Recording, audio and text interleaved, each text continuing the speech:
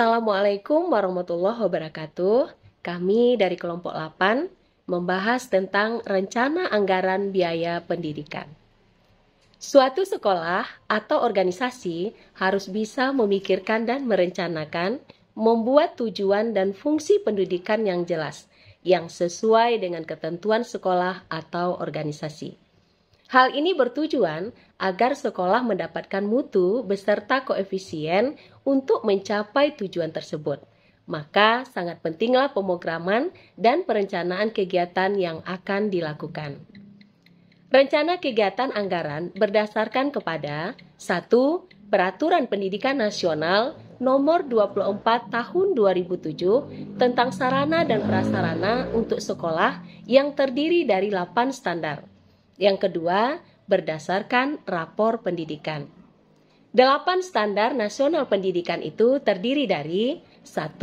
Standar isi, yang kedua, standar proses, ketiga, standar sarana dan prasarana, keempat, standar kompetensi lulusan, yang kelima, standar pendidik dan tenaga kependidikan, yang keenam, standar pengelolaan, yang ketujuh, standar pembiayaan, dan kedelapan, standar penilaian pendidikan. Baiklah, saya lanjutkan tentang pengelompokan pembiayaan pendidikan. Pembiayaan pendidikan tertuang dalam PPRI nomor 19 tahun 2005 tentang Standar Nasional Pendidikan bab 9 pasal 62 terdiri dari 2 bagian besar. Yang pertama itu biaya investasi. Biaya investasi meliputi biaya penyediaan wahana dan sarana, pengembangan asal daya manusia, dan modal kerja tetap. Yang kedua yaitu biaya personal.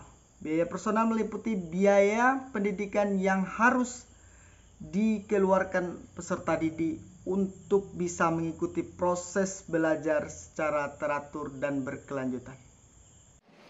Baiklah, kita lanjutkan pemaparan selanjutnya tentang ketepatan strategi penyusunan anggaran sangat erat kaitannya dengan langkah-langkah penyusunan RAPBS. Adapun langkah-langkah penyusunan RAPBS adalah 1. Menginventarisasi rencana yang akan dilaksanakan. 2. Menyusun rencana berdasarkan skala prioritas pelaksanaannya. 3. Menentukan program kerja dan rincian program. 4. Menetapkan kebutuhan untuk pelaksanaan rincian program. 5. Menghitung dana yang dibutuhkan. 6. Menentukan sumber dana untuk membiayai program. Baik, kami dari kelompok 8 selama kurang lebih 30 menit ke depan kami akan berdiskusi membahas tentang rencana anggaran pendapatan dan belanja sekolah. Baik Ibu, silakan duduk. Baik, dan bismillahirrahmanirrahim. Assalamualaikum warahmatullahi wabarakatuh. Waalaikumsalam warahmatullahi wabarakatuh. Alhamdulillahirabbil alamin. Pertama kita bersyukur kepada Allah karena Allah Subhanahu wa taala telah melimpahkan rahmat serta hidayahnya kepada kita semua. Allah Subhanahu wa taala telah memberikan kita nikmat yang begitu besar sehingga kita berkumpul pada hari ini. Itu dalam rangka melaksanakan tugas yang diberikan oleh dosen pengampu Bapak Dr. Asmendri SAG MPD. Salawat dan salam tak bosan mari kita sanjung tinggikan kepada baginda Rasulullah sallallahu alaihi wasallam yang berlafazkan doa Allahumma shalli ala sayyidina Muhammad wa ala ali sayyidina Muhammad. Hormat tentunya pada rekan kami Ibu Yeni Nita, bagaimana kabarnya Ibu? Alhamdulillah sehat. Ibu Wismi, bagaimana kabarnya Ibu? Ya, baik. Pada kali ini kami akan membahas materi tentang rencana anggaran pendapatan sekolah. Rencana anggaran pendapatan dan biaya sekolah. Belanja sekolah. RAPBS. Yaitu ada yang kami bahas di sini yaitu pertama ada konsep dasar dari RAPBS itu, yang kedua itu ada pengelompokan golongannya, yang ketiga itu ada langkah-langkahnya, ya. Baik.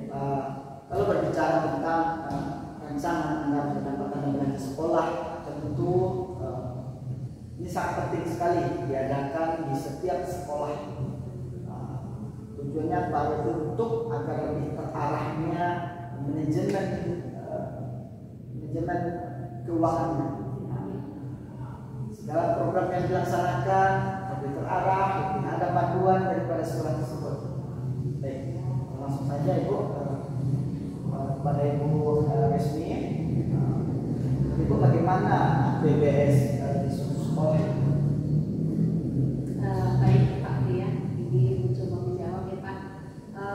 Pada hakikatnya atau secara konsep dasarnya, rencana anggaran pendapatan biaya sekolah itu merupakan rencana pendapatan anggaran dan belanja tahunan sekolah, yang mana nantinya tentu disusun, kemudian dibahas, disetujui bersama oleh sekolah dan komite sekolah. Setelah kita susun nanti, itu baru disahkan oleh kepala sekolah, kemudian oleh ketua komite, dan disetujui oleh dinas pendidikan setempat. Kemudian ini tentu merupakan pendapatan anggaran yang disusun kurun dalam waktu 1 tahun. Kemudian ya 1 tahun. Kemudian diformulasikan dalam bentuk rupiah tentunya. Dan setelah itu dialokasikan anggaran ini di masing-masing kegiatan. Ini juga merupakan planning tentunya dari seorang manajerial atau pemimpin sekolah, karena tentu dalam pelaksanaannya dia harus bisa melaksanakan bentuk manajemennya. Jadi dalam anggaran ini supaya disusun dengan bagus tentunya nantinya tidak terjadi penyalahgunaan anggaran tersebut. Kemudian juga merupakan sebagai bentuk pendanaan, kemudian sebagai pembatasan bagi kita di suatu sekolah, bagi seorang pemimpin, sehingga nanti tidak menyalahi pengeluaran yang ada. Jadi ada batas-batasnya. Kalau sudah kita susun tentu ada batas pengeluaran. Jadi wajib kita ikuti anggaran yang sudah kita susun tersebut. Tentu sebagai pedoman juga bagi kita, berapa penerimaan dana yang masuk dan berapa pengeluaran dari keuangan yang ada di sekolah. Begitu Pak Ria. Bagaimana? Ya, baik Ibu. Berarti RAPBS ini diagendakan 1 tahun ajaran. Dilaksanakan setiap dari Januari sampai Desember. Nah, bagaimana Ibu? Tanggapannya bagaimana? Ini Bu Resmi dari UMN tadi, kira-kira siapa saja yang terlibat dalam pelaksanaan RAPBS ini? Karena ini kalau sudah menyangkut dana kan sedikit tabu untuk dibicarakan ya. Kalau masalah keuangan itu semua orang akan sedikit ketakutan gitu karena riskan lah. Jadi kira-kira menurut aturannya siapa saja yang terlibat dalam penyusunan RAPBS ini? Dalam penyusunan anggaran itu tentu ada semua warga sekolah, misalkan guru termasuk, kemudian pegawai TU-nya juga termasuk, dan orang tua siswa, tentu di situ pengurus komite yang lebih mewakili dari penyusunan anggaran tersebut. Kemudian nanti tentu dalam penyusunannya bersama-sama. Setelah itu baru nanti disahkan oleh kepala sekolah, kemudian ketua komite ada tanda tangannya di situ, kemudian baru disetujui oleh kepala dinas provinsi. Langsung saja nih Pak Pri. Berarti kalau kita melibatkan warga sekolah, semua warga sekolah ditambah komite, tentu kita butuh beberapa kali tahap perencanaan untuk menyusun RAPBS ini. Mungkin tidak langsung ketika kita mengumpulkan sekolah, seluruh warga sekolah, terutama GPK, guru dan tenaga pendidikan ditambah komite, tentu kita tidak langsung menyusun anggaran begitu ya Bu ya. Tentu harus ada terlebih dahulu sosialisasinya. Jadi mungkin mungkin penegasan juga nanti saya minta dari Ibu ini atau pendapat saya ini untuk diluruskan. Berarti sebelum kita melakukan menyusun RAPBS, mungkin langkah pertama kita sosialisasi penyusunan anggaran mungkin terlebih dahulu. Jadi langkah pertama kita sosialisasikan terlebih dahulu kepada seluruh GTK dan komite sekolah bahwasanya untuk tahun ini yang akan kita susun. Nah, mungkin setelah sosialisasi kita cari waktu sekali lagi untuk melakukan penyusunan. Seperti itu Ibu, mohon ininya. Kalau menurut saya seperti itu, jadi perlu lagi nanti tidak hanya sekali pertemuan tuntas. Tidak. Berarti mungkin perlu dulu terlebih dahulu ketika melakukan penyusunan RAPBS. Tahap pertama terlebih dahulu adalah sosialisasi. Setelah itu baru diadakan pertemuan selanjutnya, baru kita melakukan penyusunan anggaran secara bersama. Mungkin seperti itu, mungkin mohon diluruskan kalau ada yang salah. Benar Bu Dian. Jadi dalam penyusunan anggaran itu tentu kalau kami biasanya di sekolah dengan melaksanakan karya, kemudian diundang semua majelis guru, pegawai TU, kemudian bersama pengurus komite. Nah, disitulah kita susun program-program sekolah itu. Jadi program sekolah itu kita tampung dulu dari komite, dari guru. Nah, kemudian nanti setelah direalisasikan nanti dalam sebuah anggaran, tentu kita pedomani pula anggaran itu apakah cukup untuk program yang telah diberi masukan oleh semua guru, kemudian komite. Kalau seandainya program itu tidak bisa mencukupi dengan anggaran yang ada, tentu harus ada yang bisa dipangkaskan. Nah, jadi diprioritaskan dulu mana yang rasanya lebih diutamakan dalam penyusunan anggaran. Mungkin seperti itu. Ya, baik Ibu. Tadi kita sempat bicara tentang masa dasar RAPBS, kita telah menentukan penyusunan RAPBS. Sekarang sudah tahun yang selanjutnya yaitu tentang bagaimana langkah-langkah daripada sekolah. Terima kasih Pak Tri. Sebelum kita mengulas lebih lanjut langkah-langkah yang akan kita tempuh ketika menyusun RAPBS, terlebih dahulu kita harus mengetahui penggolongan atau pengelompokan anggaran pendidikan. Karena dia tidak satu sumber, itu kita harus melihat terlebih dahulu penggolongan anggaran pendidikan di satuan pendidikan. Karena biasanya itu sama di satuan pendidikan manapun, sumber anggaran pendidikan ini sama. Yang pertama itu anggaran pendidikan ini bersumber dari pemerintah atau APBD yang dikenal dengan bantuan BOS, bantuan operasional sekolah. Kemudian sumber kedua itu adalah dari sumbangan murid atau yang dikenal dengan dana komite, atau kalau anak-anak lebih kenalnya uang SPP, mungkin seperti itu. Yang ketiga ada yang dikenal dengan dana hibah, dana berbayar. Nah, sebelum kita membuat RAPBS, itu sumber dana itu harus duduk dulu, harus jelas. Jadi sehingga tidak terjadi tumpang tindih. Jadi pengeluaran itu nanti tidak ada di BOS dikeluarkan untuk kegiatan yang sama, kemudian di komite dikeluarkan juga. Nah, itulah gunanya kita menyusun RAPBS. Tidak terjadi tumpang tindih antara sumber yang berbeda. Jadi itu yang kita jelaskan terlebih dahulu, yang kita pastikan terlebih dahulu sumber dananya, sumber dana anggaran pendidikan.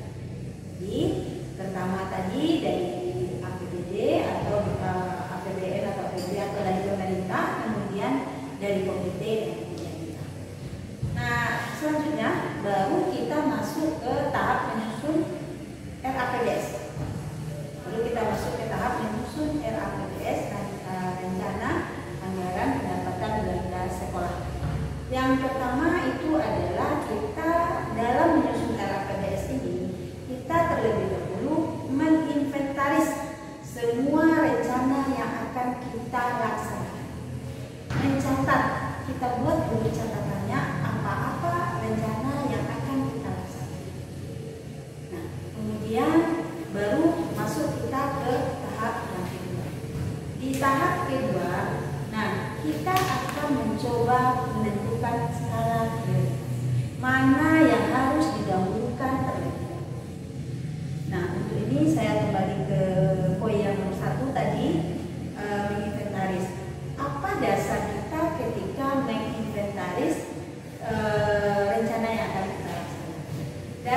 kita pertama itu adalah kita melihat kepada SMP, Standar Nasional Pendidikan yang 8. Kita ke sana berpijak.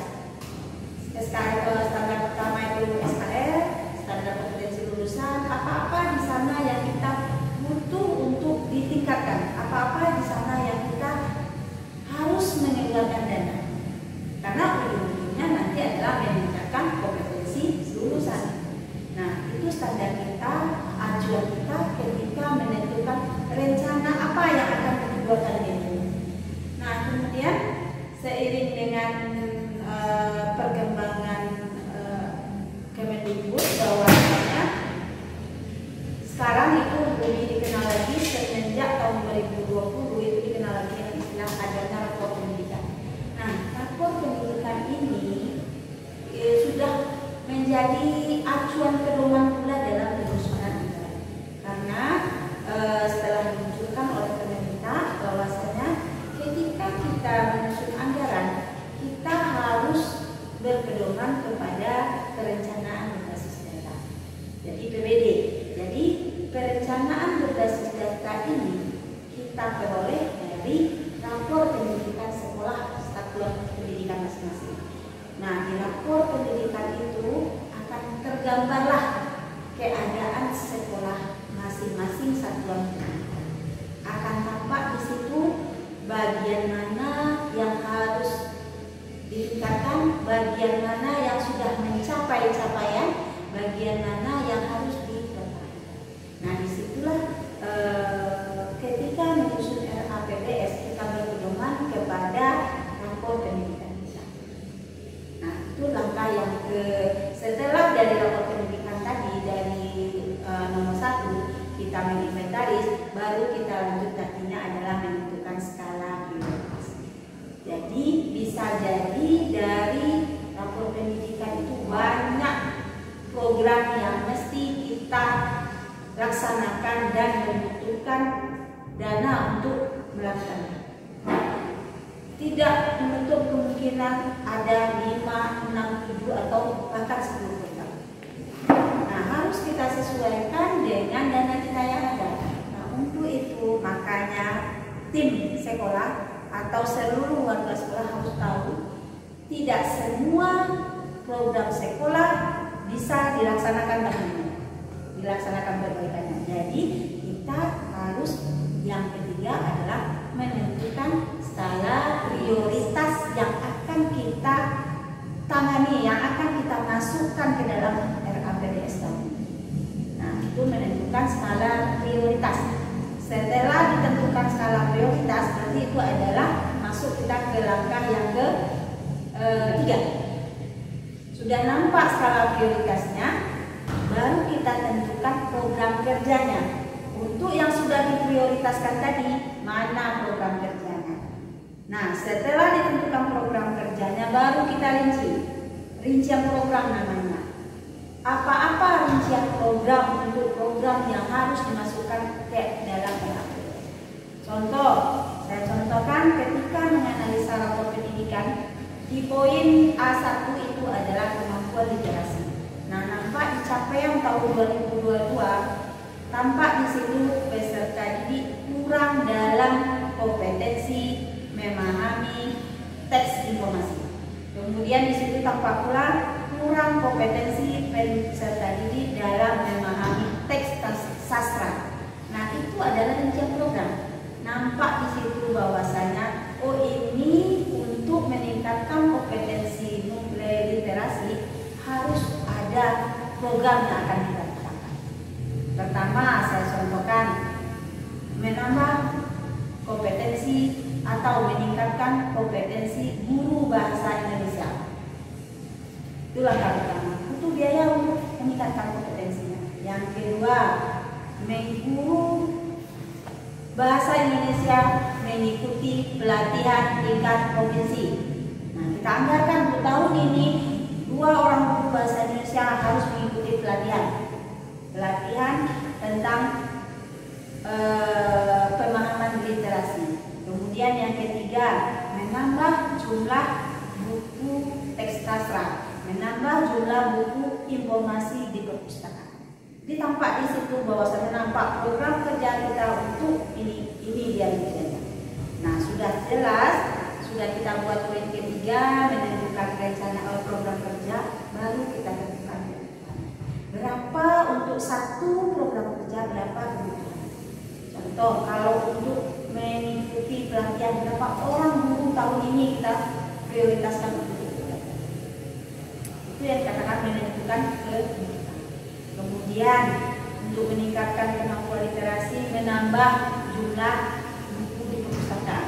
Berapa buku sastra yang akan kita beli tahun ini? Berapa buku teks informasi yang akan kita beli tahun ini? Nah, itu menentukan kebutuhan. Itu langkah yang pertama. Baru nanti langkah kelima, dari kebutuhan yang sudah ditentukan, baru kita menghitung dana. Untuk 2 orang atau 5 orang guru tahun ini berapa dananya akan dibutuhkan? Untuk buku sastra tahun ini 100 buku, berapa dananya? Jadi tampak setelah ditentukan program kerja, kemudian tentukan kebutuhan berapa, kemudian tentukan berapa dana atau uang yang harus dikeluarkan. Terakhir baru kita tentukan sumber dananya dari mana. Itu terakhir, apakah untuk meningkatkan kompetensi guru bahasa Indonesia ini sumber dananya dari pos atau dari komite atau dari.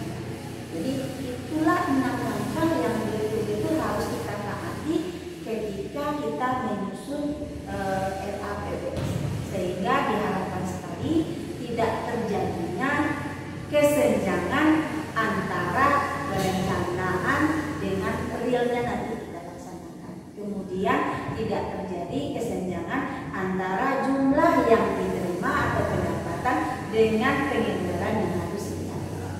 Itu yang jelas sekali tujuannya kita menyusun RAPBS.